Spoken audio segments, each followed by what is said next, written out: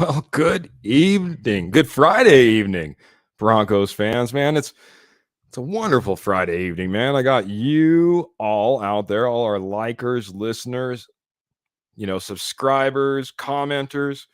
Got my good friend over here, Trevor Salzman. My name is Keith Brugman. This is the Denver Bronco Roundup. Thanks for tuning in on a Friday night. We're brought to you by Rocky Mountain Sports Network and, of course, sponsored by Morgan Trinkets, guys. Like I said, it's so great to be here. It feels like now that we don't have that Sunday show, Trevor, now that we go Tuesdays and Fridays, that stretch sometimes.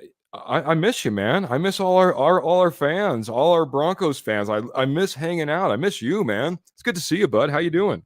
It's great to see you guys. I mean, honestly, yeah. I mean, it's kind of weird sometimes when you go from doing 3 shows a week to 2. But I mean, heck, we're gonna have a lot of other shows going on. So before we know, Yeah. there'll be free shows, draft shows. I mean, the whole 9 Yep. yards. We're gonna be at it.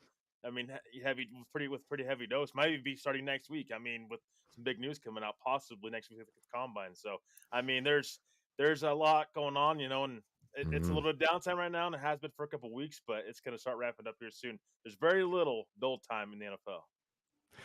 Yeah, man. Ain't no off season. Ain't no off season in the NFL. In fact, if anything, bang, bang, bang. It seems like it ratchets up, man, right here when the offseason hits. It seems like you're scrambling even more. You're worried about free agents. You're worried about the combine, the Senior Bowl, the Shrine Bowl. We got visits. We've got, the draft right around the corner. Everything, man. Seems like it stacks up like 5 deep, man, right now. Feels like now I'm talking myself into 5 shows a week. No, I can't do it, guys. Can't do it. So, but I appreciate everyone jumping in here and the conversation. Got Ernie Mays coming in here and saying, "Go Broncos country only." Thank you, Mr. Ernie Mays. Got Mr. Kurt Valente coming in here and saying, "What's up, boys?" Also saying, "Cecil Lammy tonight," saying everybody thinks Peyton will be trading up for a QB. We talked a little bit about draft picks right before we got on the show. Maybe we'll end up talking a little bit more about that here in just a bit, Trevor.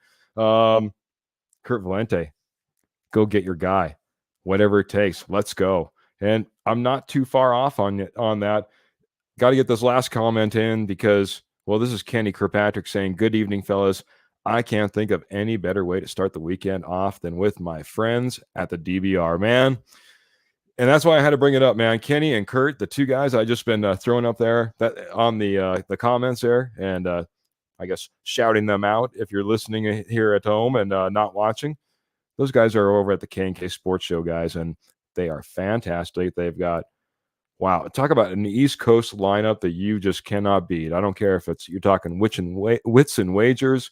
What's the scoop? If you're looking at the original K&K Sports Show, if you're looking for some Giants action, if you're looking for some Broncos action, they've got it all, guys. And it seems like there's a show every single day of the week. But go check out the K&K Sports Show, and we appreciate the K&K Sports Show, Kenny and Kurt, jumping in here with us tonight, man. So I wanted to hit it, man, right off the bat. We got fantastic news to start off our Friday, Trevor. NFL came out and said, man, all that money that was backlogged for COVID and the whole 9 yards and, all this additional money that we got from 2024, gentlemen, here, how about an extra $30 million for your cap? How about the Broncos now being somewhere between 12 and 13 million in the positive? Man, we can go out, we can wheel, deal, spend like nobody's business, Trevor, right? Yeah, that's not necessarily the case. There's definitely gonna be some still restructures and some tough decisions coming out of this. But I mean, the NFL, the NFL gods, were very lucky that they gave us a break here, with Broncos, and it's just, but they also give 31 other teams, breaks too. So they give all these other teams breaks as well. And it's not just the Denver Broncos. So yeah, as much as like some of our favorite players, Justin Simmons, Cortland Sutton, Garrett Bowles, all those guys restructuring. Well, maybe one or two of those guys might stay because of this. It is pretty big time, but again, I still think that there's going to be some shakeup with this roster to come in this offseason. Absolutely, man. I was giving you a bad time, man. Obviously, we don't have the money, and we expect to be, you know, getting into a little bit worse cap situation here, maybe as early as Tuesday. And I want to talk about that real quick, but I do want to say hello to our good friend Pearl Heater coming in saying, hello, everyone. And hello to you, Pearl. My guess is Pearl's going to be hanging out at the, where did I have this here now? She's probably over at the Denver Gem and Guild Show. Gem and Guild Show down at the Golden County Fairgrounds. So that would be my guess, is she's probably hanging out down there on the weekends, guys. So if you want to see Pearl, I would go down there. We'll talk about that again here in a moment. But Andrew Mason dropped a little bit of information. There's 2 press conferences scheduled for Tuesday. One by Mr. Sean Payton, followed up by one Mr. George Payton. Man, I don't know what any news could be coming around, anything we've been waiting on, anything they could be talking about. There's a couple of things, I guess, that could be announced, but my speculation, it could be one thing in particular. What do you think, Trevor?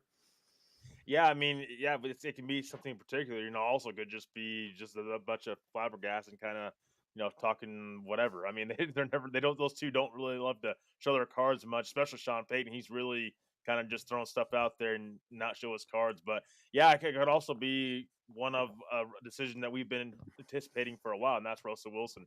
I think you have to start with that before you go with the rest of this roster. Starts at quarterback from day one, and so we've been talking about it for weeks now, and it's just you have to come out and decide. It's time. I don't care if you're keeping him, if you're getting rid of him. Let's decide and move on. I don't know what about you, Keith, but in some of Denver Bronco country, but kind of like we keep talking about this all the time, and just sometimes you kind of just like would like to kind of just move on to a different position, like we're gonna do tonight. But just get on with life. So be it. If you move on from Russell Wilson or not, just make a decision already. I think everybody just wants that. As good friend Kramer once said, it's like a Band-Aid, Jerry. You just need to rip it off, just be done with it. I agree, man. It's something that's been obviously in the cycle for such a long time, and everyone wants to, you know, we feel obligated. We need to talk about it. It's QB1. It's the top position on anybody's roster. So yeah, absolutely. Here we are talking about it until the decision's made, and maybe that comes Tuesday. Should make for a very interesting Denver Bronco Roundup show, since we're already scheduled for Tuesday at 7 p.m. So guys, check us out. Of course, the Denver Bronco Roundup every Tuesday, every Friday, 7 p.m. Mountain Standard Time, right on the Rocky Mountain Sports Network. Pearl was coming in, and she did correct me a little bit. It's Jefferson City Fairgrounds in Golden, Colorado. So Jefferson City Fairgrounds, Golden, Colorado. That's the Denver Gem Mineral and Guild show that you want to be checking out. By the way, little sneak, guys. Morgan Trinkets, our sponsor, Pearl Heater, might be some type of relationship there. It's kind of like Superman and Clark Kent. So that being said, yeah, it is nice that we're going to get this relief. It will give us some opportunity, I think, to maybe keep a couple guys on our roster. But yeah, we're not going to go out there. We're not wheeling and dealing. We're not spending. We're not in that position. Like I said to you, Trevor, right before we got on here, I think we're going to be looking at a lot of free agents maybe coming in. That being said, they're going to be like $5 million and less per year contracts. We're not going to be looking at, 5 years, $50 million contract. No, that's not in the cards, guys. 3 years, 36 million. Nope, that's probably not in the cards either. Not unless it's structured right. And we can structure these things out. If a guy's willing to come in and get paid, a couple years from now, then maybe we can work this out. You know what I mean? If we put some guaranteed money up front and it's not in the contract, it's a signing bonus, maybe we can work some things out, right? So there's going to be some opportunity, but it's going to be slim. It's going to be little. It's really going to be about, I think, as you said, keeping guys on our roster that we'd like to see on our roster. Yeah. Well, and another thing, Keith, a question that I have. This is what I have. Biggest problem I have with Sean Payton is, can he do that? Can he spread the money out over couple to get, fill more holes instead of just, Mm. he's a guy that just loves to invest in one guy. I feel like at times, like he loved. I mean, last offseason we've seen it here in Denver. Invested over $100 million into this team right away, year one. Look what the Saints. They're still in cap hell. It don't matter today. It didn't really do anything for the Saints. I mean, they're still gonna have to find ways to get underneath the cap, and I mean, it's just that's the biggest concern with me. It's not Sean Payton, the head coach necessarily. It's Sean Payton, the GM. This is a problem that I have with him. And can he do this offseason? He's going to be, I mean, it's going to be something that's going to be really a big question mark that, I mean, it needs to be brought up because he's not always kind of bang for the buck type guy. He always wants to, I think it seems like he wants to really be the highest spender. You just can't do that all the time in the NFL.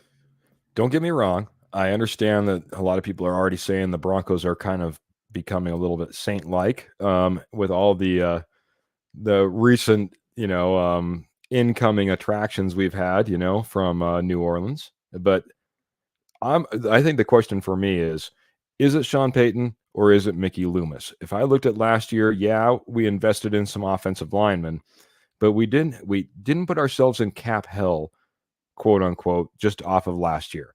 I mean, if we really want to look at the position that we're in, the worst part of the position, that was more George Payton and the ownership group that was together at that time and the contract they gave Russell Wilson. But we're not in a bad position so far from what Sean Payton has done.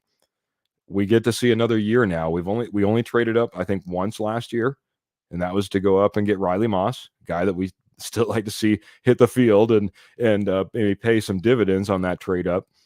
But we haven't seen Sean Payton go all hog wild, in my opinion, man. We had holes on offensive line. We knew that we weren't good on offensive line and that we need to address that. So him going out there and getting a Ben Powers, getting a Mike McGlinchey, and that being the big spending that we're doing, I'm kind of okay with. But here we are in year two. We'll have to see exactly how Sean Payton is.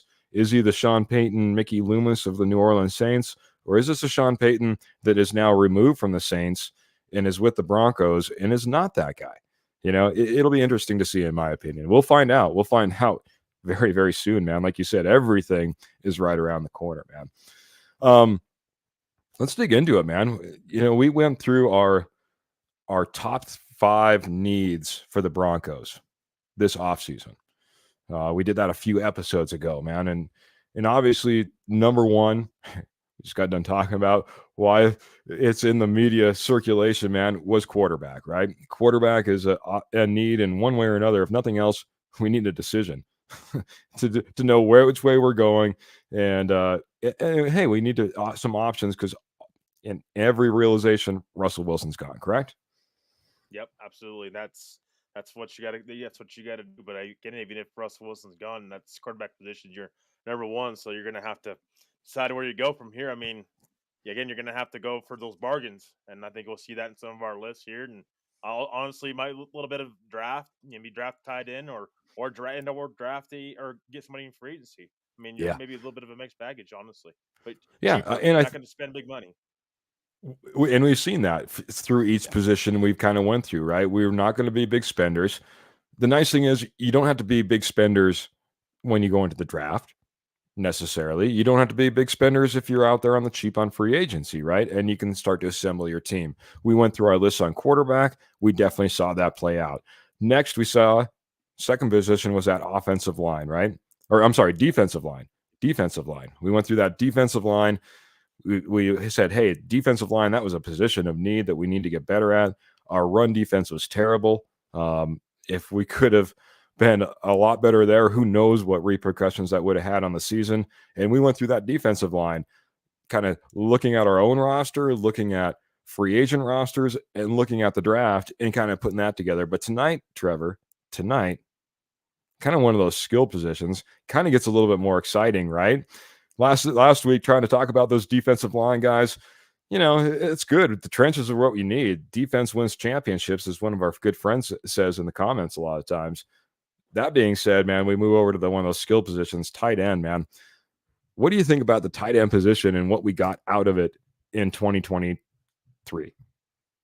Yeah, I mean, you got a lot of kind of mixed baggage when it comes to the tight end room, and you had Greg Dulcich, a guy that you were counting on, and he just wasn't there. I mean, he was just the injury concerns is huge, and you just you hope he comes back, but honestly, you can't just keep hoping with Greg Dulcich. I mean, anymore. That's and you're gonna see that on my list at least. You just he's a guy that I mean, has some upside, but how much upside does he have? We don't know. We truly don't know. But I mean, even like Adam Troutman, he was fine. You know, made some big catches. Don't get me wrong. But wasn't the answer. He's not the answer. He's a good depth guy, not the answer. Lucas Kroll. I mean, I love his size. 6'6", 250-pound tight end. Can't go wrong with that. You really can't. And so, I mean, good again, another good depth guy. But are you really counting on him to be tight end one? So it's just tight end is the position that the Broncos have to figure out. They haven't had a true threat, vertical threat tight end, red zone threat tight end since Julius Thomas. They haven't had it. 2014 was the last time they had that. That's Wow. insane. That's been 10 years now. I mean, you have to address that. They've just neglected that for so long, and it's just you have to upgrade that. You can't just have good. We see these elite tight ends. Look at Kelsey and Mahomes. I mean, you want that tight end that he kind of that safety blanket for your quarterback. Mm. Everybody talks about quarterback. You need weapons around him. You got to start tight end as well. You got at some point in time you have to address that need. Yeah, you had to address the need. It seems like it's been forever. We'd certainly like to get that guy in it. The Jake Butts of the world haven't worked out. So, back to the drawing board. You need to. It's kind of like quarterback. You keep hitting, trying until you kind of get it right. Wide receiver, tight end, cornerback, quarterback. These are positions, those skill positions that you need to get right, and you need to keep trying until you get it right. And tight end might be in that discussion, and we'll talk about that a little bit more as we hit our top three tonight. But first, I want to hit our top fans. They're all there over there in our chat, guys, over in the posse, and I've got to give a shout out. First, Mr. Graham coming in here and saying, shout out to the salary cap increase. Yeah, absolutely, buddy. Just got done talking about that just a moment ago. I do want to say, before I bring this other comment up, shout out to Trevor in his awesome background. Loving it. Going through a lot of changes. And Michelle Knoppers is coming in here saying, evening, gents. Hey, Trevor Salzman, it's hard to hear you. That's another one of the changes we're going through. Background, microphone, lots of different things. Sorry if it's a little bit quiet in the background. That being said, he'll be as loud as possible. Maybe I'll get a little bit quieter, and you can all just turn up the mic a little bit. Oh it's yeah. all good. Oh, I adjusted the audio. So I mean, hopefully that's better now than it was. It was that turned is down much better, man. It was turned down for my other audio. Again, I'm going through a lot of audio changes and background changes, so stick with me, guys. I promise I'll get it right. But thank you, guys. But check out how good it looks, man. Check out how good it looks. Loving it, man. Loving it. Coming in here, we're playing hard, guys, and appreciate you guys coming in the comments and even pointing out things like that too. So Graham was big, like you said, really big on Lucas Kroll. Got Ernie Mays coming in here and saying Troutman was good, and Michelle's coming in here and agreeing. That being said, my kind of wrap of 2023 in this tight end group, we brought in Manhertz, we brought in Troutman. These were two guys that we were going to rely secondarily on behind one Greg Dulcich. And like you pointed out, unfortunately, Greg Dulcich goes down. He ended up really having an incomplete season. It would be the best way I would put it. Just never got back onto the field. And when he attempted to, that didn't go well, out for the rest of the year. So yeah, and Lucas Kroll, who really ended up stepping up in a few different spots. Like you said, hard not to like a guy that's like towering over everybody and is fast. He gets down the field for his speed. So we had a tight end group, but it never seemed to come together. Now, I'm not going to go out here and I don't want to point fingers and get into a whole big old battle tonight, Trevor, but whether it be scheme or whether it be quarterback, we certainly didn't help our tight ends out because we did not target the middle of the field. And if you're going to not target the middle of the field, that doesn't leave a whole lot of routes open for your tight ends to be involved within the offense, right? He gets the out route. That's about it. He gets the out route, because if you're coming over the middle or you're hooking or doing anything like that, it's pretty much overlooked at that point. So opportunities really wasn't there. As we had some of our friends come in the chat saying Troutman was good, and Pearl agreeing and falling in love with Lucas Kroll, and even I even thought Manhurts was going to be a big, as they say, maybe gold zone target, right? The inside the 10 yards. I really thought that would be a big play, but we did not, I think, utilize our tight ends. So there's maybe some growth that we could see even off this roster. If you're liking a Troutman, maybe he's around and maybe he has an opportunity to grow. If you're liking a Lucas Kroll, maybe he's on the roster and maybe has that opportunity to grow. And Dulcich obviously coming back, that might be an opportunity as well. It'll be interesting to see how we kind of dive into this tight end room, how the Denver Broncos fix it. But first and foremost, Trevor, I think we have some answers tonight as well.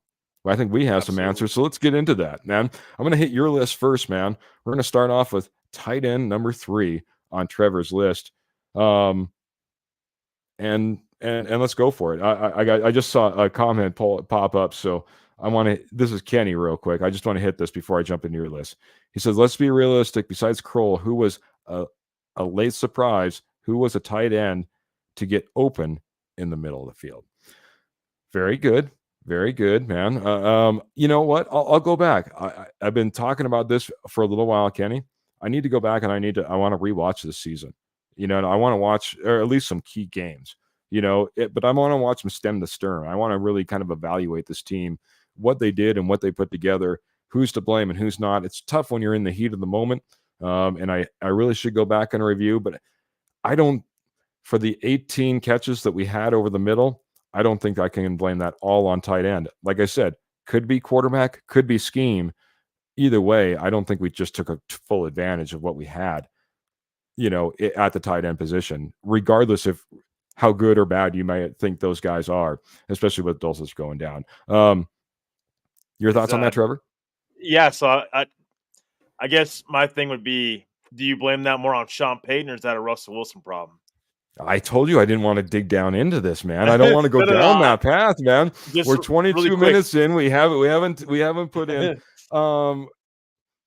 If I had to lean it, I do lean it a little bit more on Russ. Okay. I think just the read and progression of most of what Sean Payton schemed meant that, again, if he didn't get to them quick, I think they did end up getting covered up because of the time I think he got around to that progression. He was slow in his progression if he got to the progression of tight end. I think we were looking outside first. We were looking tight end probably second or third, if not later, you know what I mean, within the progression. And I just don't think that we got to that spot with the quarterback that we had. But again, I think it could have been schemed better. And I think we could have got the tight ends involved if we wanted to. That's the case in any situation. If you want to key up and you want to be, all Jerry Jeudy, you can be all Jerry Jeudy. You know what I mean? You can scheme for just Jerry Jeudy. You can scheme for just Adam Troutman. And I think more times than not, we were scheming for Cortland Sutton. And by the time we got around to tight end, it just wasn't open. What are your thoughts, bud?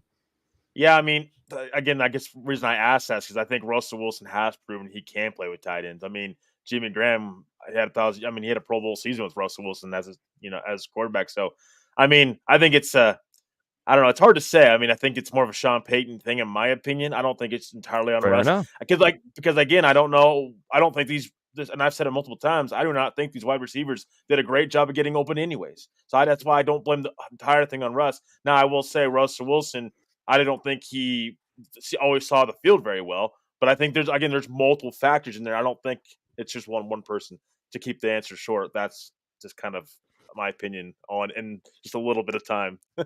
Yeah, trying to wrap it up nice and tight and quick. Yeah. I appreciate it, man. Like I said, we can get down into that. We've been down in it, I think, for so long that all it takes is a little bit of spark, man, and the fire can just ignite right like that, right? So Kenny is saying, "Oh, I agree. I'm not sticking up for the quarterback." By the way, laugh out loud. He says, I won't even say his name this evening. Don't say his name. The what is it? I forget now. I'm not even go down there. But Graham says in here more list and he loves it. So let's get to that list. That tight end list. How are we going to go in here? We're going to try to realistically fix this tight end room if it needs some fixing, man. So we're going to start off. We're going to start off with Trevor's number 3. Trevor, who do you have in your number 3? Yeah, I have Austin Hooper, tight end. He was tight end for the Las Vegas Raiders this past year. This is a guy I really like. I think he's a bargain in free agency. 1 year, $2 million is the projected contract that he's supposed to get.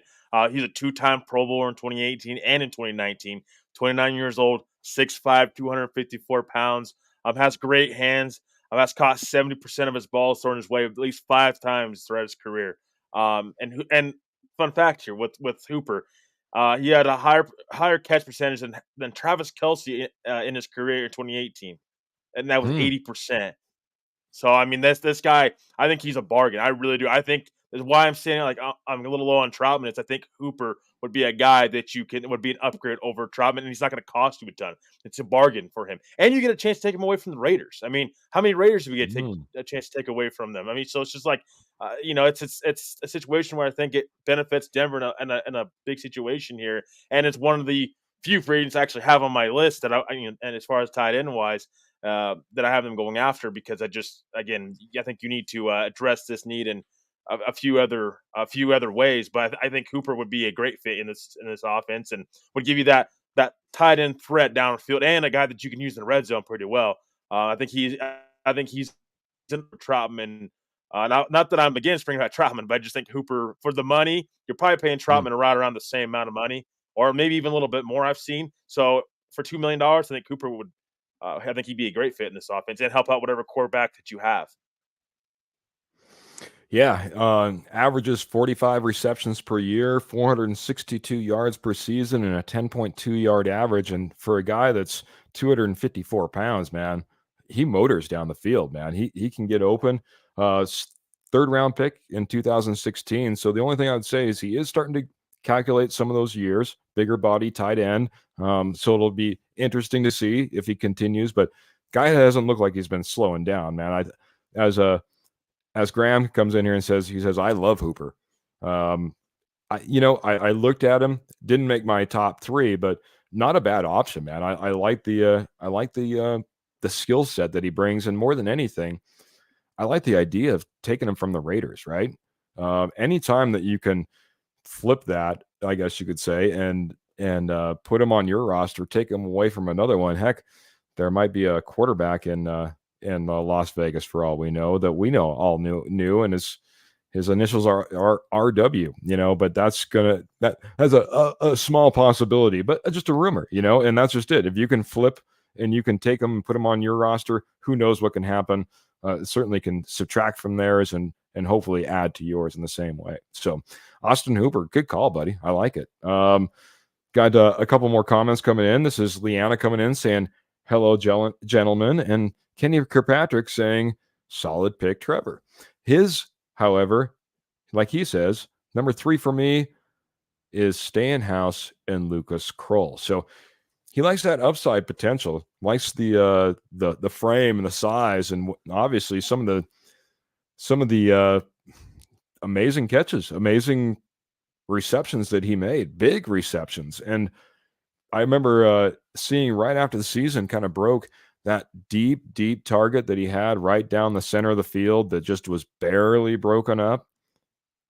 Last game of the season, that could have been huge for him. If he ends up taking that in, if for some reason he ends up getting a touchdown in that game, and it was like that close, just inches away from being, a huge reception for Lucas Kroll.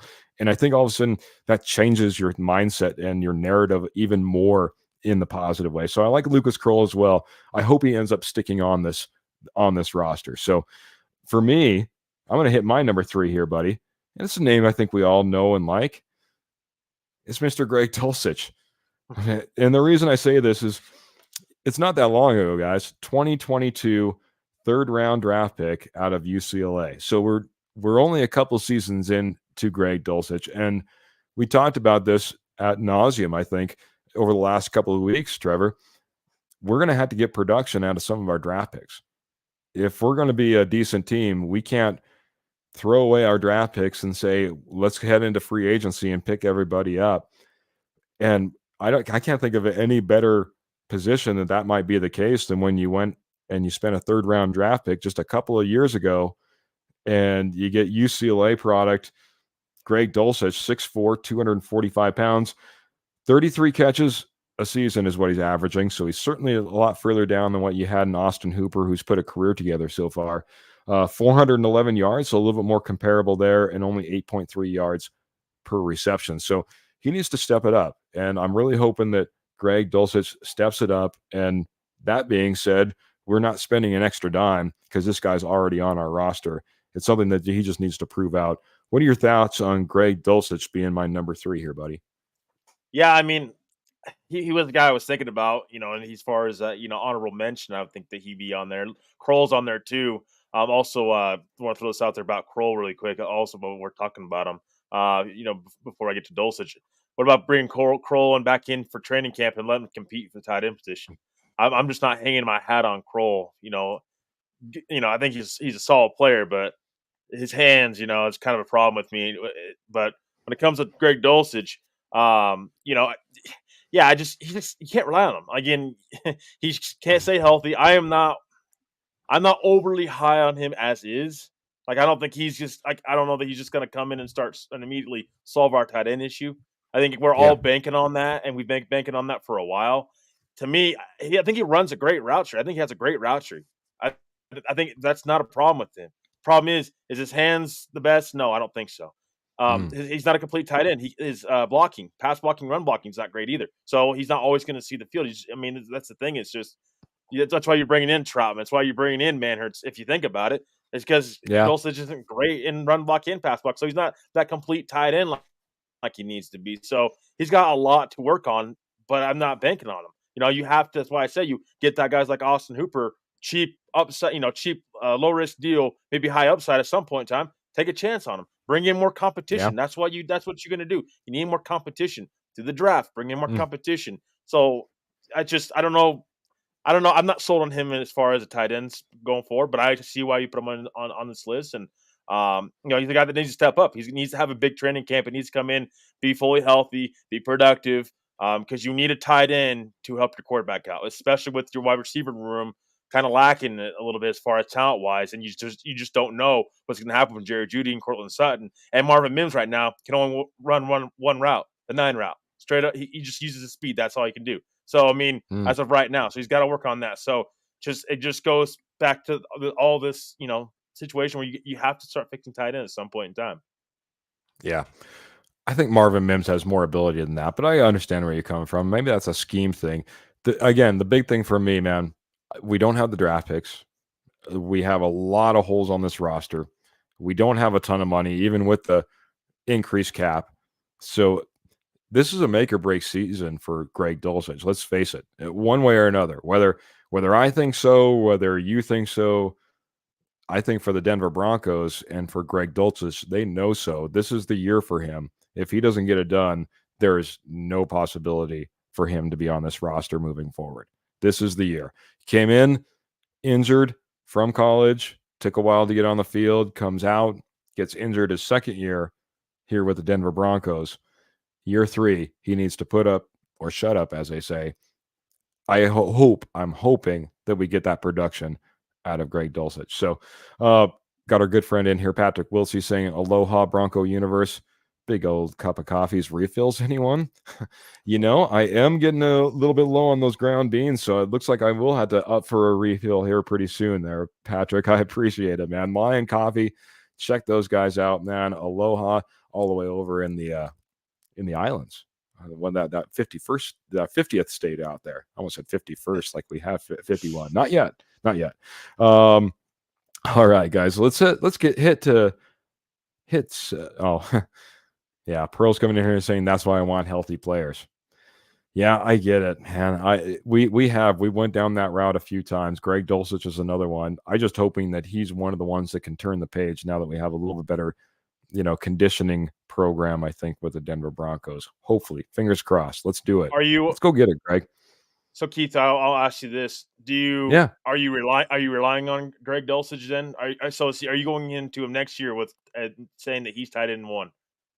No, I wouldn't say he's tight end one. I think he's competing for tight end one, but I don't know if I'm bringing in a whole lot of big names. I would love to Yeah. see some of these names that we're going to be talking about, and those are certainly possibilities.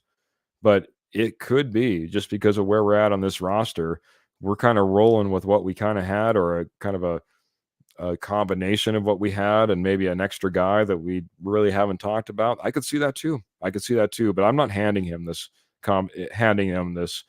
tight end one. And if as we get further in on this list, if this level of competition comes in, I don't know if Greg Dulcich gets tight end one, right? So let's hit that number 2 for you, buddy. Who do you got at number 2? Yeah, I have Ben Sinnott, tight end out of Kansas State, 6'4", 254 pounds. He's projected as a day 3 pick. This is why I have him a little bit higher because of the lack of draft capital that Denver has. I think they'll have more than 6 picks when it comes to draft day, but as of right now, they have 6 picks. So this is a guy that I think, again, low risk, high reward type of get. This is a guy that I watched film on him, and he was just barreling over people. Left and right. Doesn't have a lot of speed. But he's a guy that just barrels. He just over people. He's just so hard to bring down. And he's really versatile. Doesn't just play tight end. He can play fullback at times as well. So I think that's an added plus already to his game. Led Kansas State in receptions with 49. Also led him with touchdowns last year with 6, and in yards with 676.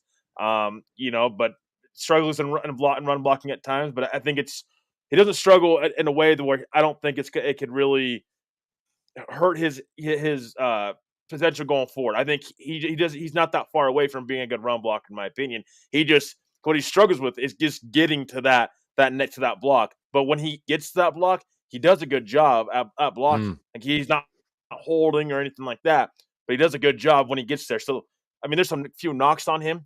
Again, he's not the most athletic guy in the world, but man, he just looks like a bulldozer, just barreling down through everybody. Again, that might change in the NFL because you have bigger players, but this is a guy that I think is worth a chance on, taking a chance on, and a day 3 pick. Nice, man. Nice. I like Ben Sinnott as well. Maybe you see him on my list. Who knows, man? Like I said, I looked at a lot of different guys, man, and Ben Sinnott's a fantastic pick. Got our friend over here, Kenny Kirkpatrick, coming in saying, "Good pick, Trevor. He would be my number 4 sleeper pick for sure." So he's liking a little bit of Ben Sinnott. Just didn't quite make it to his top 3 list, right? Just outside. So I think that says something about Ben Sinnott as well. So number 2, I'm going with rookie as well, Cade Stover out of Ohio State. Good product, and obviously Ohio State product. They've been fantastic up there. I'll be honest, Cade Stover didn't hit my list. I probably need to go through the tight ends even more than I did, to be honest, Trevor. If I miss somebody tonight, guys, if you have a hot prospect that I should be taking a look at, like Kenny is talking about, like Cade Stover, I'll go ahead and I'll take a second look, but believe me, if you think our list is off, I'm going to take a look. I appreciate all our friends, all our fans of the Denver Bronco Roundup coming in here and helping us out and being a part of the chat and being a part of the posse, as we say, and coming up with great solutions as we're trying to come up with solutions for the Denver Broncos at that tight end position that really just didn't get the production that we wanted to. So far on Trevor's list, just to kind of a recap, he has Mr. Austin Hooper, as you can see on screen, his number 3 choice. Lastly, with the Las Vegas Raiders, and how nice would it be to steal a guy like that and do it on the cheap? His number 2, Mr. Ben Sinnott. Mr. Ben Sinnott out of Kansas or Kansas State, I forget now. Kansas State. That's what I thought. Kansas State. Great prospect, later round prospect in a tight end. I think you made a great case for him there. And for me, so far, like I said, for me, I just want to get some production out of that tight end we've already invested in. 3rd round 2022 pick, Mr. Greg Dulcich, oft injured, whether it be in college or with the Broncos now. But boy, it's a make or break year. I'd love to see Greg Dulcich put up or shut up, like I said, because he was a fantastic product when he was in UCLA as well. Trevor, talking about a fantastic and just a shining star, man. I want to talk about, well, our sponsor, Morgan Trinkets. Morgan Trinkets is a Southwest jewelry and pottery and estate gold at wholesale prices company. Man, they were starting in 1990, but and so that's like what 33 years experience that we're talking about now. They know what they're doing, man, and they're getting it done. Once they were nationwide, all the way across the nation, shows all the way across the nation. But right now, what Jefferson County in Golden, Colorado, they're at a show right now. It's the Denver Gem and Mineral and Guild Show. Go check those guys out. By the way, guys, anybody that's kind of in here and been part of the chat for some time, I'm gonna spill the beans. This is Miss Pearl Heater that runs Morgan Trinkets. So how great would it be to support Pearl and who has supported us so fantastically over the years, and check out Morgan Trinkets. You can check them out on Facebook. She's been putting up some wonderful brand new images of all the new stuff she's been getting in as of lately. Like I said, you can head on over to Jefferson County in Golden, Colorado, and those Jefferson County Fairgrounds in Golden, Colorado, and check out the show that's going on there. That's happening the 23rd through the 25th. So what a great way to go check out everything that she's got going on at Morgan Trinkets. By the way, guys, all real gold, 10, 14, or 18 karat gold, free shipping over $50. She does PayPal over Facebook, but hey, if you're checking her out in person, she can take all your major credit cards as well. All sterling silver, and that silver starts at 10,000 and goes, or $10, it goes all the way up to $2,000, guys. So really, any price range you're looking for, they've got it taken care of. Morgan Trinkets, Pearl Heater. Check them out at that Jefferson County Fairgrounds in Golden, Colorado, or if nothing else, head on over to Facebook, Morgan Trinkets, and start looking at everything and you know, helping out Pearl, because Pearl's fantastic and she's been doing it for, like I said, 33 years, guys. She knows what she's doing, just like she knows what she's doing in the comments and joining us every single week, man. So, or every single show. So thank you, Pearl. Thank you, Morgan Trinkets. Fantastic sponsor. And now, Trevor, I'm going to get to my number two. And I almost threw up your number. Oh, that's okay. That would have been your number two. We would have been fine. My number two is a name we all know and love, buddy. Noah Fant. So Noah Fant, of course, part of that trade that got Russell Wilson to the Denver Broncos. I say, why not bring him back? First round pick in 2019, 20th overall of the Denver Broncos, product to Iowa State. He's now been in the league for 5 years. He averages 50 catches a season. He has 11.1 yards per catch, and he gets 561 yards per season on average. So 6'4", 249 pounds. I think we saw everything that this guy was capable of and possible of. And it's the reason he was, a big asset and a reason that we were able to get Russell Wilson as we shipped him off to Seattle. I say free agent, bring him back. Fox named him as one of their top 6 tight end free agents actually this offseason. So that being said, I think Noah Fant would be a great addition to bring back into Denver and all the skills that he has. What are your thoughts about I've been doing this, I think, on a few positions, on a few different episodes, bringing back a reunion. What do you think about Noah Fant coming back in the door, sir? Yeah, I mean, I'm one of those that, like, I just think that we kind of seen what he was here in Denver. I mean, and he also still has his limitations. When it comes, he's not going to be a guy that's going to be out there run blocking or anything like that. Kind of where he struggles at. I do agree. I was a big fan of Noah Fant at the time, but it's just, yeah, I don't know. I mean, what's his contract? I guess that would be the thing. It's one of those things. I'm probably not spending a ton of money on him, Mm-hmm. but if you're a low deal with under $5 million, sure, I'll sign up for Noah Fant. I mean, I'll take a chance on him, but yeah, just he hasn't really done anything in Seattle though either. I mean, honestly though, he's a free agent for a reason. If they really wanted Fant back and he was doing something in Seattle, they would have re-signed him. That's the only thing is you're kind of taking other teams' tight ends and that they don't want, and there's a reason for it. So I don't, with Fant, yeah, I think it's a great story, and again, I wouldn't mind to see him back here in Denver because I think he always had the upside. I think I'll say this, of all the tight ends since Julius Thomas, Noah Fant has probably had the most upside since Mm. Julius Thomas. So, but again, hasn't had really much of a quarterback either. So I can't really, shoot him down too much. Yeah, I'd be fine with it depending on the deal, depending on the contract that he would be wanting. Man, you don't have to sugarcoat it for me. I mean, I know that you came on second. You're one of the last guys as far as the Denver Bronco Roundup podcast, buddy. But if you don't like Noah Fant, tell me to take a hike on him. That's fine, man, because you don't sound bought at all on this at all, and that's fine, Well, man. I just you kind of hit it right at the very beginning. I don't think he's going to cost a whole lot.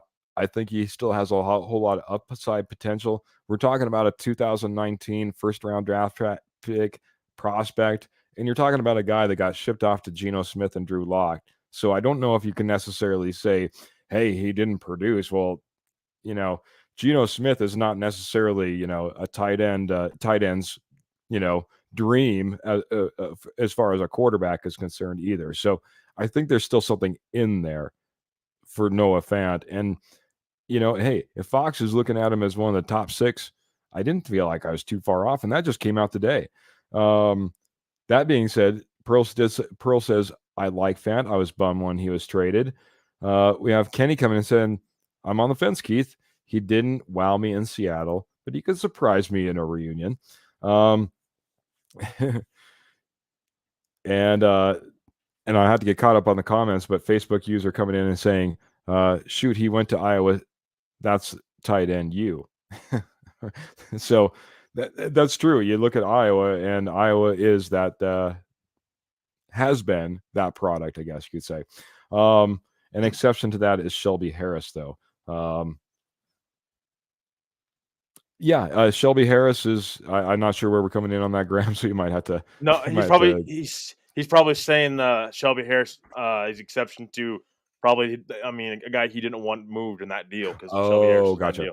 I think that's what he was Yeah. saying. But I actually think Shelby Harris, him being part of that deal, was not bad. He declined after going to Seattle, in my opinion. So I actually don't mind them moving off from Shelby Harris there. But no, with Fant, so I just looked up his projection on his next contract. What about 2 years, $12 million? Are you spending that for that? No, I want him cheaper than that. That's I want him okay. cheaper than that. I was gonna say, well, that's his projected next contract. So if that's what he wants, I'm not. The only way I'm bringing back Fan is cheap deal, 1 year deal, 1 year flyer. That's it. But again, I'm not overly hyped about it just because I wonder where that upside's at and why Mm. he hit that yet. And yeah, the quarterbacks, I get that, but at some point in time, you got to kind of take the blame yourself and like, what's Oh, why am I not there? Like that's the thing. And we've already been through that. I kind of want new faces and new opportunities and not the same old faces back here in Denver. well, I maybe I'll guess. have a new face for you at my number one, because I do have a couple of old faces now that you kind of speak of it. Our good friend David Slade coming in here and says, I think he has a poor work ethic, just my opinion. So, and maybe that's the case. Maybe that's why he hasn't seen the production that Trevor would like to see, and now that he's been in the league for about 4 years. So, um, always liked his upside potential. I think he got the raw end of the deal, especially with the quarterbacks that he has. It would be interesting to see him with a top level quarterback.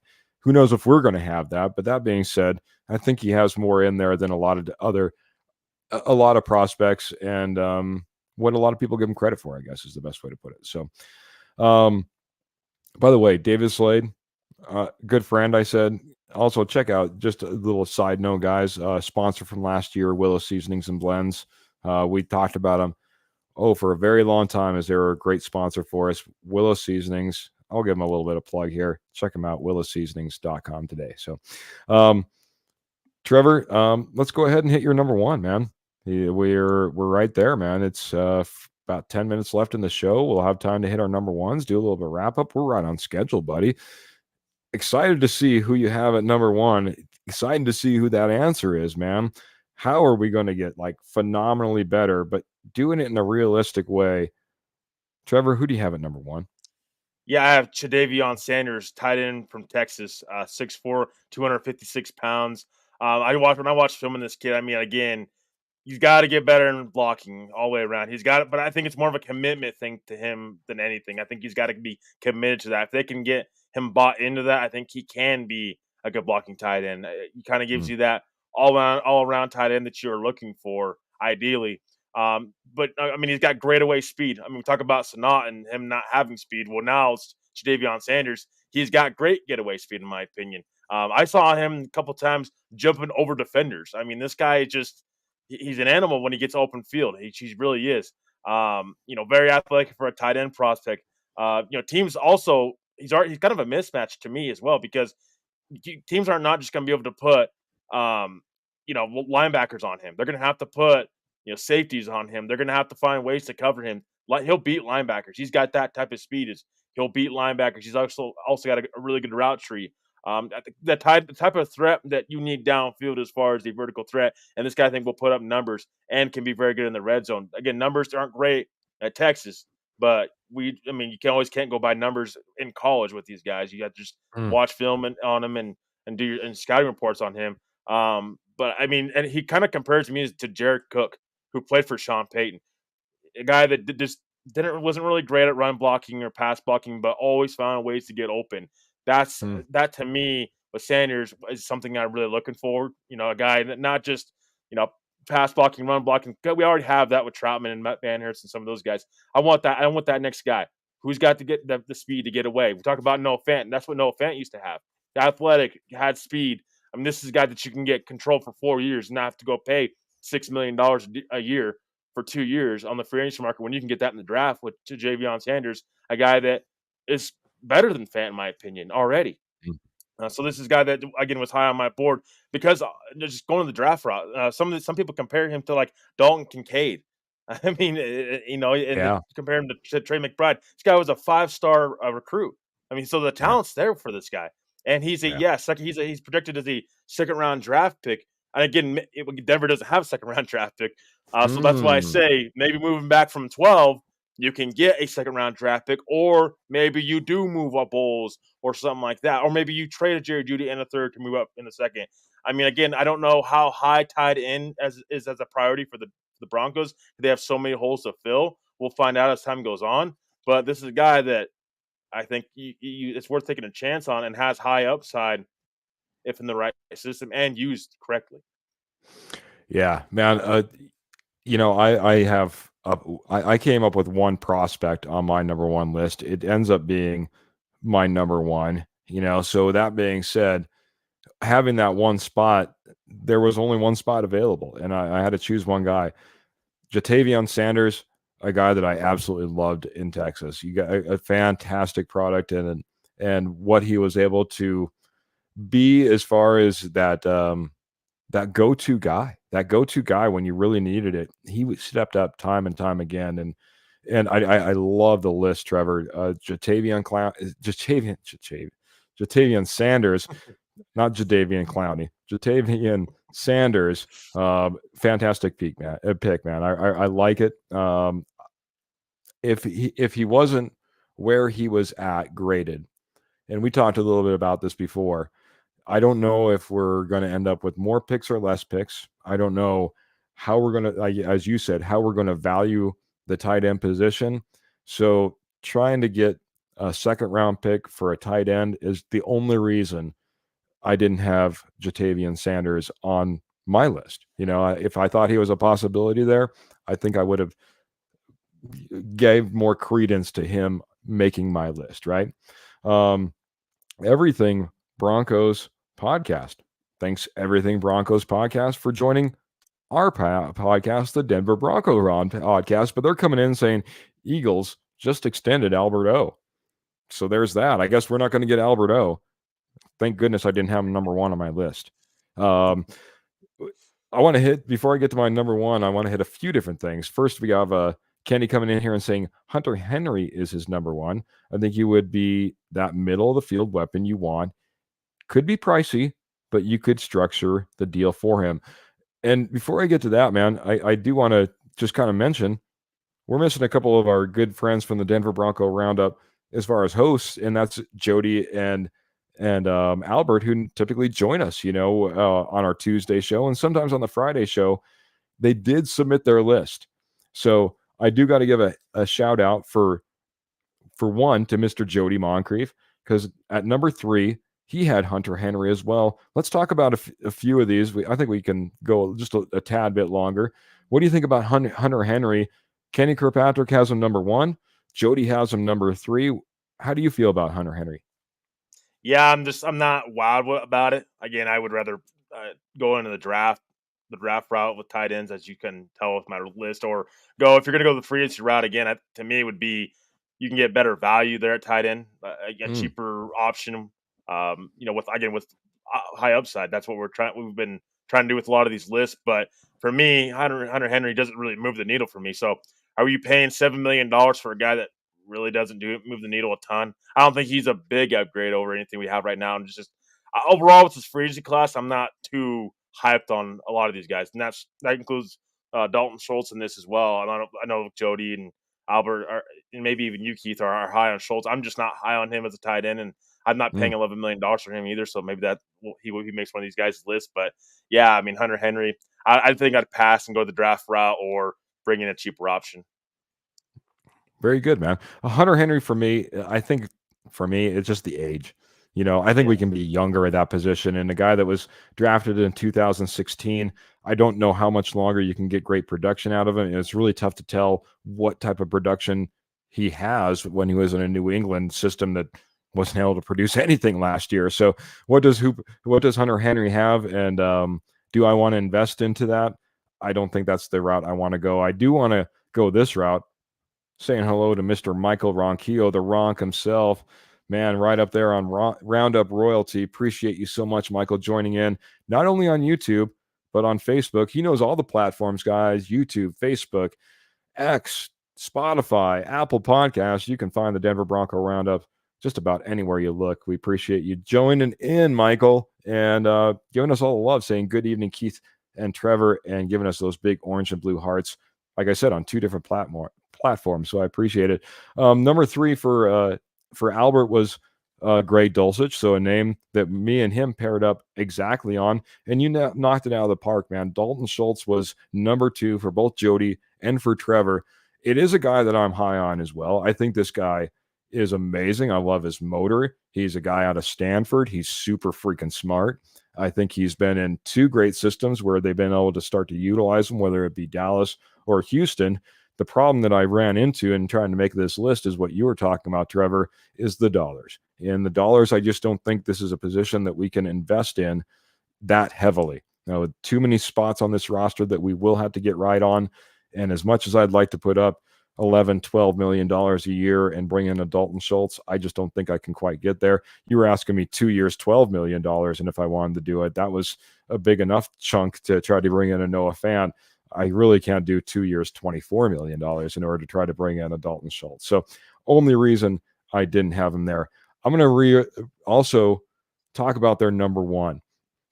They both had the same person at number 1. I know that you saw the list as well. And this is what I'll say for anybody who's going to maybe go against their number 1 pick, because they both came up at the same spot.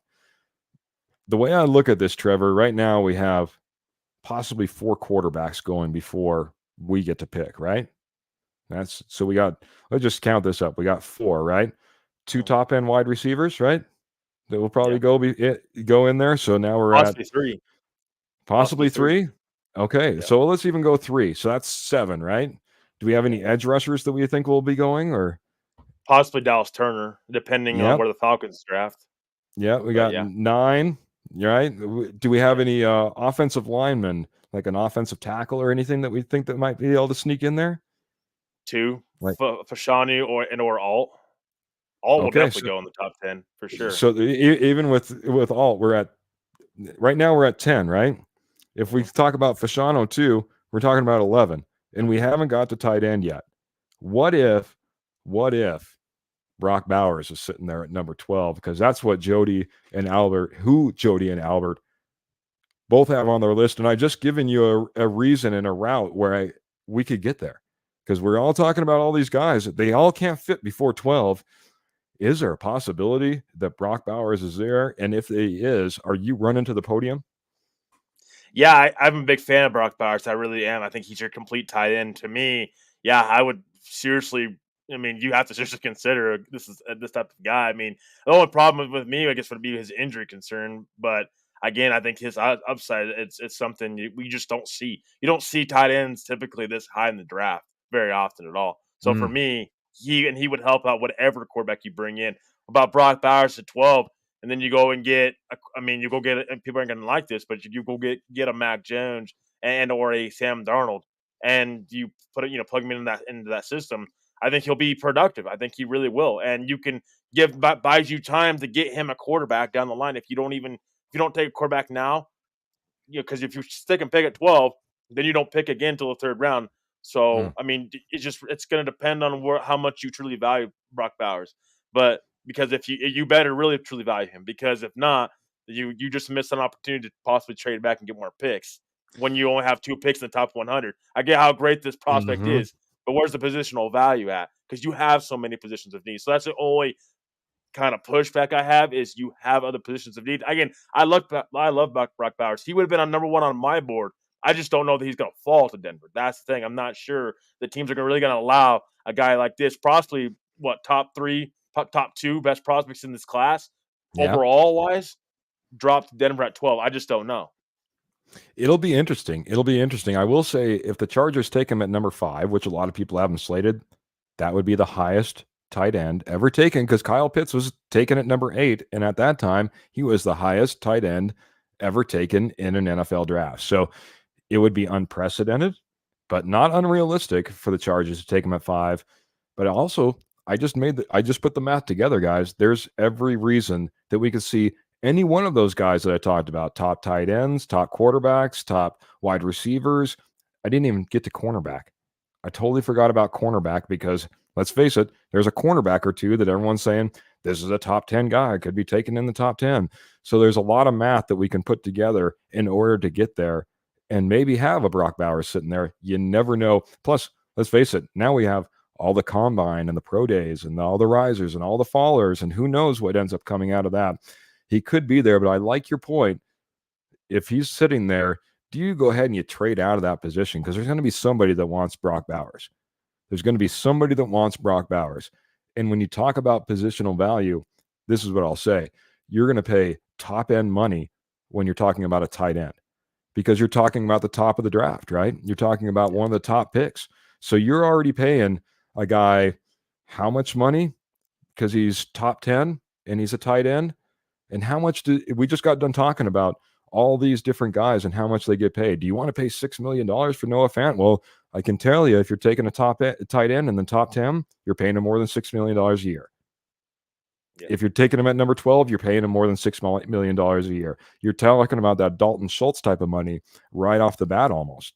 And if that's the case, are you getting the best value? Because if you get an offensive tackle in the first round, oh boy, now you're talking about money. If you get that quarterback in the first round, now you're talking about saving a lot of money if they hit it out of the park, right? A tight end, if he hits out of the park in that top 10, top 12, he's about where he needs to be and not much better and not much worse. So I Yeah. think you have a great opportunity to maybe trade out of that pick and get a lot better positional value at tight end. Even and maybe I hate to say it, but passing on maybe one of the best prospects we've seen in tight end in a very long time, Brock Bowers. It would kill me. It would almost kill me to see it happen. But it might be the smart Well, thing to do too. and I want to point this out though. We've already seen the Broncos take a tight end in the first round. How did that pan out for them? With Noah Fant, we brought up Noah Fant already. How did that pan out for them? And he was a tight end in the first round when they arguably could have went somewhere else in different position. Like positional value was there and probably in other positions. Yeah, they traded back for him, but they still took a tight end in the first round. I mean, Yeah. you can find these guys later in the draft. That's why I say that. As great as Brock Bowers is, and I understand that, it's just if other teams are passing on him, why are they passing on him? I mean, how great do they much truly value him? I mean, maybe you value a wide receiver. If the Chargers don't take him at 5, maybe they either trade back or they value an offensive lineman or they're valuing a receiver more than him. Mm-hmm. I mean, that's what I'm saying. That's why he could fall because he is a tight end, just like a center, Jackson Powers Johnson. He might be one of the best offensive linemen in the class, But why Yeah. why is he falling? Because he's a center. Centers don't typically get taken that high. So that's Yeah. where it's just like positional value comes into it. Now I don't want to get too caught up into that, but I mean it's just it's something you have to weigh. We got our everything podcast, Broncos, everything Broncos podcast. If I'm going to say it, I might as well say it right. Coming in and say John Elway didn't draft good, being a part of that Noah Fant draft that you were talking about. I'm never, and to that point, I can never blame like past history of draft. Hey, we didn't draft a tight end well in the first round last time. Well, different regime, different people, different evaluators. Hopefully you're just lining your board up right and you have the right players at the right spot and you're getting the best bang for your buck, no matter which way you're going, whether it's a positional value or a value of need. You need to be hitting it out of the park either way. I'm not going to hold what John Elway did in whatever year 2019 against what the Broncos should do here, but I do agree. I think that would be a great position to trade back, because I've been having a hard time saying, well, who's the player that everybody wants that we're sitting there passing on, and why are we passing on? This would be a great instance in where just the value isn't there. The value at the position isn't there, but it's a great prospect and someone's going to want to come up and grab him. So maybe I finally found my answer, and hopefully with my number one tight end, guys, I appreciate you hanging on. Hopefully it was worth the wait. I'm not sure if it is now that I've teased it all the way up here, but I know that it's worth the wait for maybe Trevor, because it's a guy that he had on his list as well. I like Ben Sinnott, man. You talk about that Kansas product. You talk about a guy that has a motor. You talk about a guy he's just amazing to watch out there. Like you said, not only did he, I guess, lead the team, but I just want to read some stats. I had to shifting everything off to the sides. Junior year, 49 receptions, 676 yards, 13.8 yard average, guys. 6 TDs in that year. Rewind to his sophomore year. Well, he only had 31 receptions, but he went for 447 yards, a 14.4 yard average, and he put up 4 TDs. And on top of that, as you said, Trevor, he's just not a tight end. He's a fullback. The way that he's out there, and I would never guess he's a 6'4" guy. 6'4", 245, man. He looks, like you said, like a guy who's just going to run over you. He looks like that fullback type of that body and that build. I absolutely love Ben Sinnott that we could get in the 3rd or the 4th round. I think he would be an instant upgrade. I think that he could come in and absolutely compete with anybody that we have on this roster for tight end 1 right away. I don't care if it's Greg Dulcich, who we just invested in. I think Ben Sinnott is that great of a prospect. Can't wait to see the numbers that he puts up at the combine, cone drills, splits, stuff like that, because this guy, though he might not have the top end speed that you were talking about, Trevor, I think he's super quick and he's elusive, in the short game. It'll be interesting to see exactly where he comes out of the combine and how he values. But you've already talked about him a little bit. Obviously, you like him. Are you surprised that I have Ben Sinnott all the way up at number 1? I'm not surprised at all. I mean, again, I really like this guy. I mean, I really the more and more tape I watched on him, the more and more I was like, wow, they really should take a chance on this guy, especially like talk about positional value. I mean, you're not taking this guy in first, second round, in the first or second round of the draft. You're taking him 3rd, 4th, 5th round. I mean, again, he's a day 3 pick. So Yeah. you can throw a dart on that board and see if it sticks. If it sticks, oh boy, you found something. And so that's why I say bringing in more competition. He's going to push Dulcich. He really would. And regardless of what quarterback you have, we talk about it all the time. Regardless of what quarterback you have to have weapons around him. And that's in the wide receiver room, and that's in the tight end room. You've got to start surrounding your quarterback with weapons that can produce. Denver's struggled with that for a long time now. It's part of the reason why I think they should be moving off possibly from Sutton or Judy. I don't know. You can take another year with these guys, paying them the money you're paying them when they're getting very, very little production. Yeah, quarterback position has been perfect, but at some point in time, these guys got to start stepping up for what the money they're making. So, not cheap deal, a high upside, in my opinion, and a big target that just bounces off defenders every time he gets the ball. And he does not go down. It's very, very difficult to bring him down. I am very high on him. With Sanders, the only thing for me was Sanders and his ability that he had in the red zone and just his breakaway speed, I think, is also rare for tight ends as well. That's the only reason I have Sanders high. But as for a realistic standpoint, that absolutely makes a lot of sense for where you picking him at and where Denver could possibly get him at. He wouldn't have to be an early round draft pick. I agree, man. I agree. I like I said, I liked your pick. I just couldn't get there because I think that we'd have to trade up, somehow get into the second round. I know that we need to be of value. I don't know if we end up doing it and we positionally value the tight end to jump into the second round. But Ben Sinnott, like I said, man, excited to see what he's capable of, guys. If you haven't checked out the tape, go check out a little Ben Sinnott. I'm sure you can find plenty of highlights over on YouTube. He'll be obviously down there at the combine. Expect him down there, putting out some pretty good tape as well. It'll be interesting to see what he does.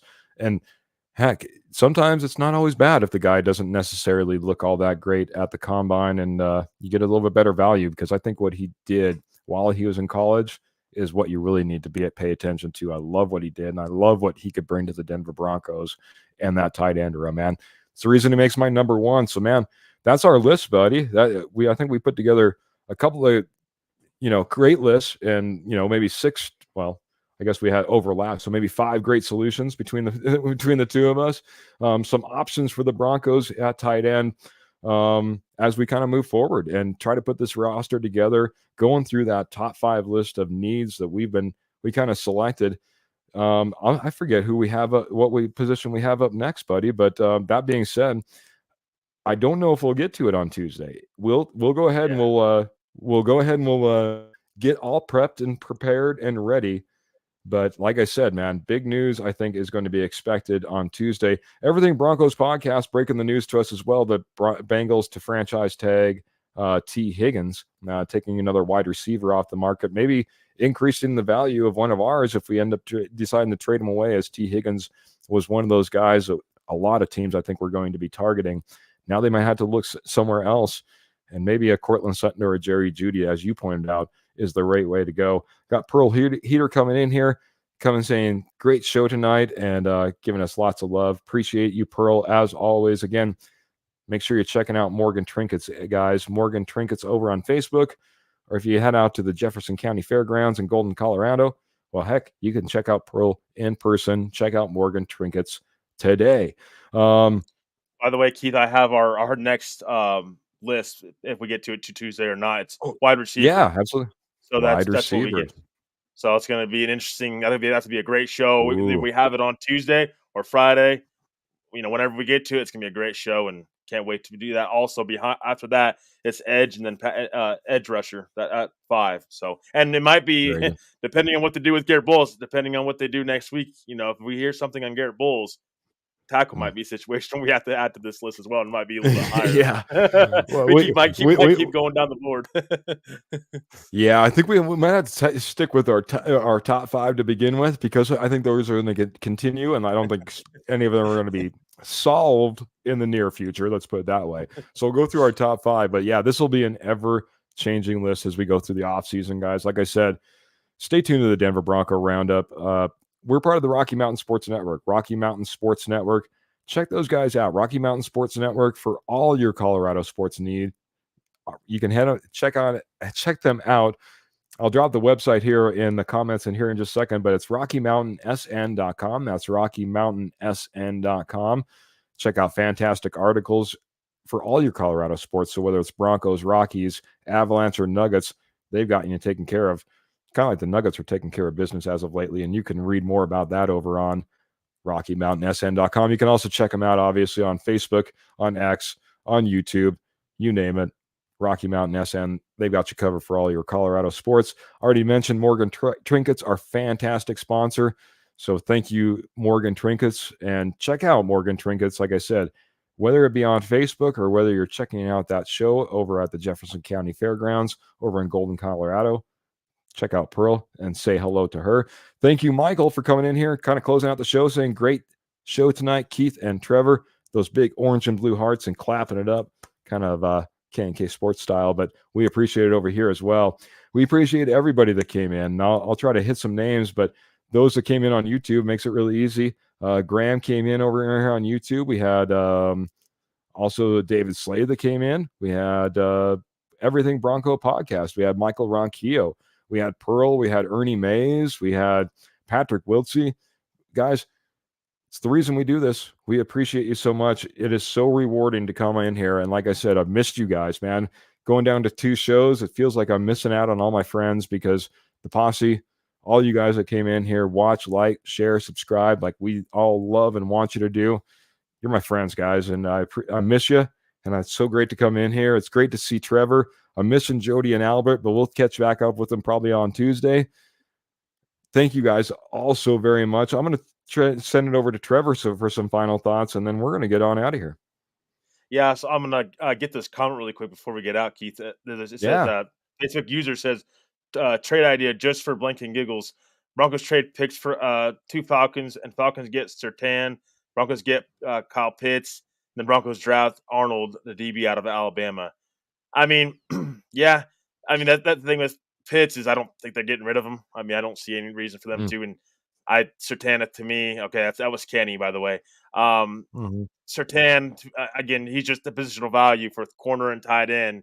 Atlanta's probably going to have to throw more into that trade for the Broncos to get that. As great as Pitts is, he hasn't really shown much in the NFL. Hasn't really had a quarterback to show for it. But I don't see either team doing that. But Arnold out of Alabama is a guy that's really getting mocked to Denver quite a bit here lately. So definitely a name to keep an eye on, especially if Denver moves back. I'm probably not taking him at pick 12. Maybe you trade back from pick 12 and take him. I'd be a little bit more inclined with that idea. But yeah, I don't know about, at pick 12 per se. But yeah, my final thoughts. Again, great show, guys. Again, really appreciate you all for being here. You guys are amazing. Again, you guys continue to stick with us through thick and thin, and we continue to bring up you these great lists. And again, we're going to continue to have some more coming out here soon. Before you know, we'll be getting here some news here pretty soon. NFL Combine is next week, so there'll be some chatter coming up. Not just Denver Broncos, though. It'll be around the NFL. Maybe get some Justin Fields news here pretty soon. Russell Wilson, George Payton, Sean Payton speaking to the media on Tuesday morning. So it's a great timing. For us, we'll get a chance to jump in right there. The same day, so we can get instant reaction to what they have to say. Maybe it's a little bit of reaction podcast from us as well. But yeah, again, great show, guys. Thank you guys for being here and continue to like, share, subscribe. We really appreciate it. It really means a lot to us, and we're going to continue to bring out great content for all you great fans. And Broncos Country, you guys are the best. So again, I hope you guys have a great weekend, and we'll see you guys on Tuesday. Go Broncos. Man. Thanks. Oh, sorry, man. Yeah, go Broncos. No, I would say go Absolutely. Broncos. I should wait for the go Broncos. Trevor's like, I always say it. Wait for it, and then you can talk. No, appreciate you. Appreciate you guys so much, man. Appreciate you hanging out on a Friday night. Denver Bronco Roundup right here on the Rocky Mountain Sports Network. You guys are the absolute best reason we do it. And like I said, so dang rewarding. I appreciate you guys jumping in here. Going on year 3 now, and it's hard to believe. Then it was just an idea and a thought at one time, and now we have all of you guys that support us week in, week out, show in, show out. You guys are the posse. It's the reason we do it. And man, catch us out on Tuesday. Like I said, it could be a big reaction Tuesday Denver Bronco Roundup podcast only on the Rocky Mountain Sports Network. With that being said, guys, got to end it like we always do. Make sure to keep your boots in your stirrups, keep your guns in your holsters, and keep the Broncos in your heart. Until next time, we're out of here. Have a great night. Have a great weekend. See you next time, Broncos Country.